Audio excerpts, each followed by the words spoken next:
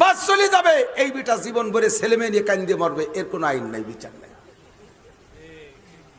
শেখ সাদি রহমাতুল্লাহ আলাইহি বলেন, নাসায়াত বনি আদমে কাকে জাত কেদার সার কুনাদ কে বেরতুন দিও বাদ। চোখের সামনে দেখতেছি বন্ধু, পুরুষরা একটু সন্তানের প্রতি মায়া কম হয়।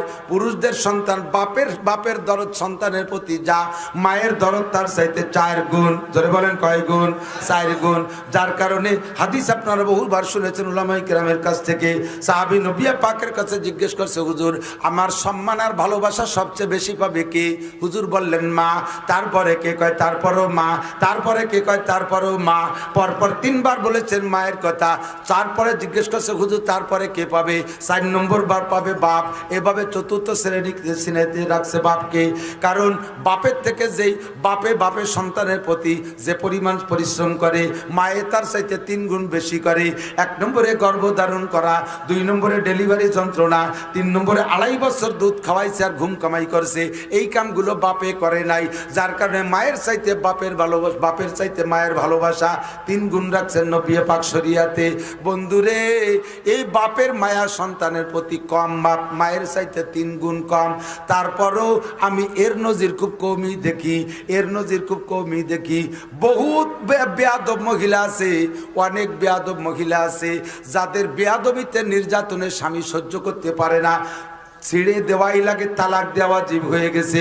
কিন্তু ছোট্ট ছোট্ট বাচ্চা থাকার কারণে বাচ্চাদের মুখের দিকে তাকাইয়া ওই বিয়াদব বউটারে নিয়ে কষ্ট করে ঘর সংসার করে। কথা বলেন ঠিক কি না? আছে না নাই? খুঁজলে পাওয়া যাবে কিনা? আল্লাহু আকবার। কিন্তু হাজার হাজার দেখছি, হাজার বললে ভুল হবে না। স্বামীর সাথে একটু গলমিল বেঁধে গেছে, ছোট্ট বাচ্চা ফেলায় তুইয়া ওই মহিলা আরেকজনের সাথে লাইন করে চলে যায়। এর প্রমাণ আছে না নাই?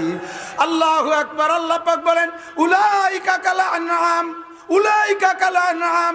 এগুলো চতুষ্পদ জন্তুর মতো। যাদের ভিতরে এই মানবতা নাই, তারা মানবতা না থাকলে মানুষ থাকে না।